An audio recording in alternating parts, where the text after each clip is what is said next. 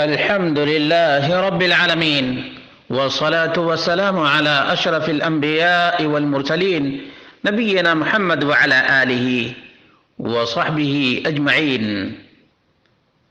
قال الله تعالى: يا أيها الذين آمنوا اتقوا الله حق تقاته ولا تموتن إلا وأنتم مسلمون. برادران اسلام، دینی اور ملی بھائیوں، دوستوں اور ساتھیوں، ایک چیز جو ہمارے یہاں غلط العوام کہیں یا تقلید کے برے نتائج کہیں کہ نابینا کی امامت کو اور نابینا کے فتاوی کو لوگ کراہت کی نظر سے دیکھتے ہیں، تو کیا یہ بات درست ہے؟ اس کا جواب اپنی طرف سے دینے کے بجائے رسول مکرم صلی اللہ علیہ وسلم کے فرامین کی روشنی میں دینے کی کوشش کرتے ہیں. اللہ رب العالمین لوگوں کو سمجھ عطا فرمائے. چنانچہ انس بن مالک رضی اللہ عنہ راوی ہیں کہ نبی اکرم صلی اللہ علیہ وسلم نے عبداللہ بن ام مکتوم رضی اللہ عنہ کو مدینہ کا 2 مرتبہ گورنر بنایا.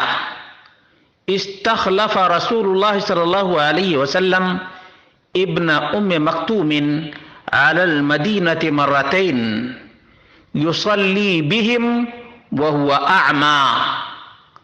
جب اللہ کے رسول صلی اللہ علیہ وسلم سفر پر گئے، جہاد کرنے کے لیے گئے، مدینہ سے باہر گئے، تو عبداللہ بن ام مکتوم رضی اللہ عنہ کو مدینہ کا گورنر بنا کر گئے.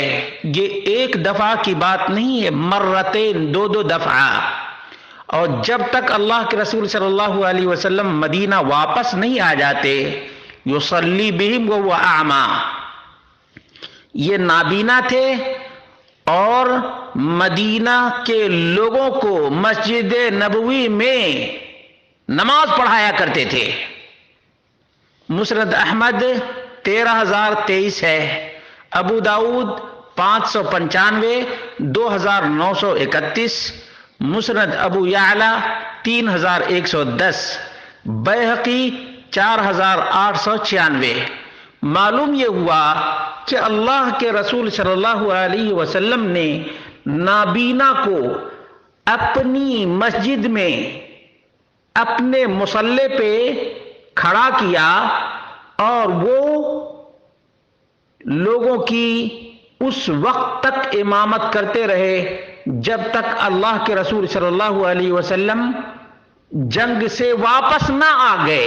جنگ سے جب تک واپس نہ آ گئے تب تک اللہ کے رسول صلی اللہ علیہ وسلم کے مصلی پر نابینا صحابی لوگوں کو نماز پڑھاتے رہے. اس سے بہت سی باتیں معلوم ہوتی ہیں کہ اللہ کے رسول صلی اللہ علیہ وسلم ہر جگہ موجود، حاضر اور ناظر نہیں، اور نابینا کی امامت بھی بالکل درست اور صحیح ہے، بالکل درست اور صحیح ہے. اور اس قسم کی بہت سی روایات مزید موجود ہیں. چنانچہ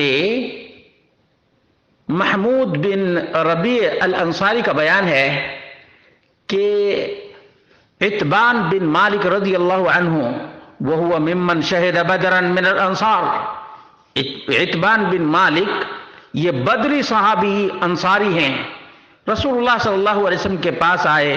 فقال یا رسول اللہ قد انکرت بصری، اللہ کے رسول میری آنکھ کام نہیں کر رہی ہے. وانا اصلی لقومی، اور میں اپنے قبیلے کے لوگوں کو نماز پڑھاتا ہوں. فاذا كانت الامطار سال الوادي الذي بيني وبينهم فلم استطع ان آتی مسجدهم فاصلی بهم فوددت یا رسول اللہ انک تأتینی فتصلی فی بیتی فاتخذه مصلی فقال له رسول الله صلی اللہ علیہ وسلم سأفعل ان شاء اللہ. یہ بخاری میں 415 نمبر کی روایت ہے، مسلم میں 33 نمبر کی روایت ہے، اور ابن ماجہ میں 755 نمبر کی روایت ہے، اور بخاری میں اور بھی جگہوں پہ یہ روایت موجود ہے. بخاری میں اور بھی جگہوں پہ یہ روایت موجود ہے. مثال کے طور پر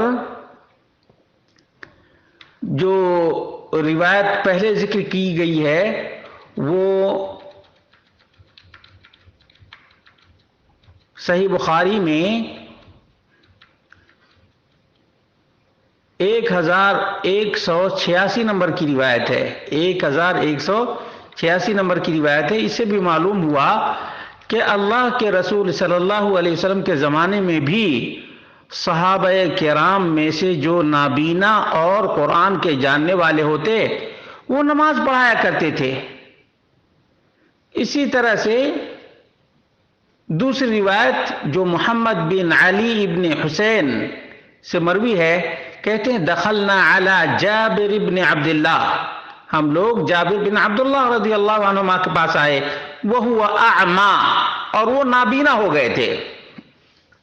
فجاء وقت الصلاة، نماز کا وقت آیا، فقام فی نساجۃ ملتحفا كلما وضعها على منكبيه رجع طرفها إليه من صغرها ورداؤه إلى جنبه على المشجب فصلى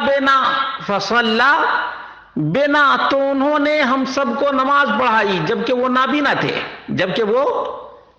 نابینا تھے. وهو أعمى فجاء وقت الصلاة فصلى بنا. ابن ابی شیبہ 6063 ہے، صحیح مسلم 1218 ہے اور 147، ابو داؤد میں 1905 ہے، اور ابن ماجہ میں 3074 ہے، ابن حبان میں 3944 ہے.